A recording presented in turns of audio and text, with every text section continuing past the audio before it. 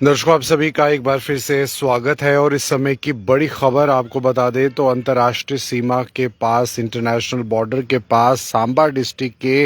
Ramgarh sector की ये खबर है, जहां पर आज सुबह तड़के तकरीबन 6:30 बजे के करीब एक ड्रोन को पाया गया। और एक ड्रोन की मौजूदगी को लेकर, यानी कि अंतर्राष्ट्रीय सीमा के पास रामगढ़ सेक्टर में जब इस ड्रोन को देखा गया तो तुरंत बॉर्डर सिक्योरिटी फोर्स की तरफ से एक्शन लिया गया और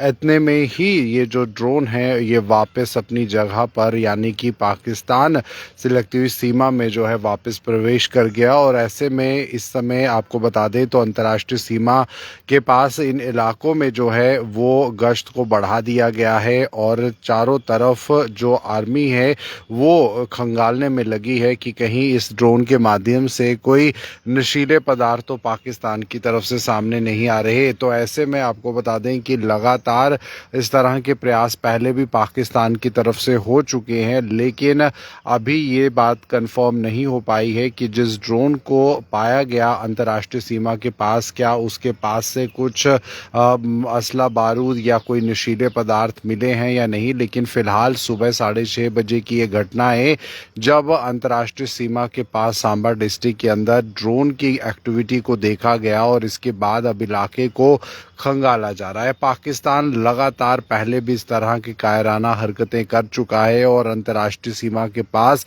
अलग अलग इलाकों में इस तरह से पाकिस्तान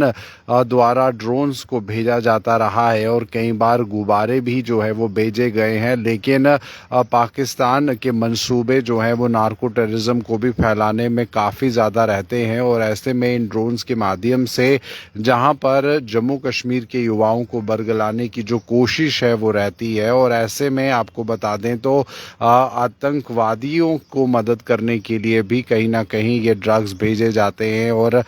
जम्मू कश्मीर की सीमा के अंदर ड्रोन्स के माध्यम से ड्रग्स हों या आतंकवाद से जुड़े हुए असला बारूद तो वो भी भेजने के प्रयास जो हैं वो रहते हैं। लेकिन सुबह 6:30 बजे की ये खबर है जब अंतर्राष्ट्रीय सीमा के पास सांबा डिस्ट्रिक्ट के रामगढ़ सेक्टर में एक ड्रोन की मूवमेंट को देखा गया, जिसके बाद तुरंत जो हमारी टीम है, जो बॉर्डर एक्शन टीम कह लें या बीएसएफ की अगर हम बात करें तो बॉर्डर सिक्योरिटी फोर्स जो है हमेशा तैनात रहती है और इस तरह की एक्टिविटीज़ को, सस्पिशियस मूवमेंट्स को जो है वो देखती रहती है। और अब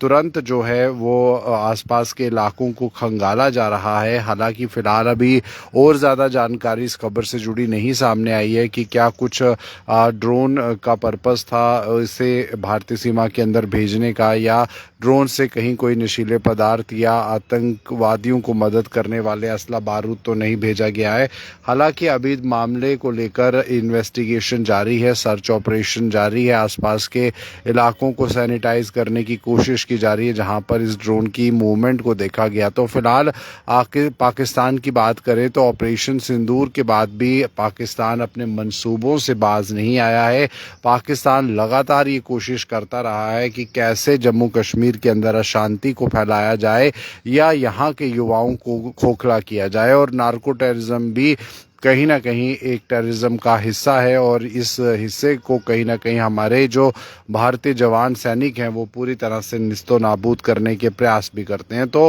अंतर्राष्ट्रीय सीमा से सटे हुए इन इलाकों में विशेष तौर पर ड्रोन्स की मूवमेंट को कई बार देखा गया है, लेकिन फ़िलहाल अभी कुछ इस खबर को लेकर और जानकारी सामने नहीं आ रही है। लेकिन पाकिस्तान की तरफ से कई बार प्रयास जो हैं वो किए जाते रहे हैं और हमारे जो बॉर्डर सिक्योरिटी फोर्स है, सीआरपीएफ है, एसओजी की जो विशेष टीम्स हैं, ये लगातार इन कोशिशों में हैं कि इन इलाकों को जो है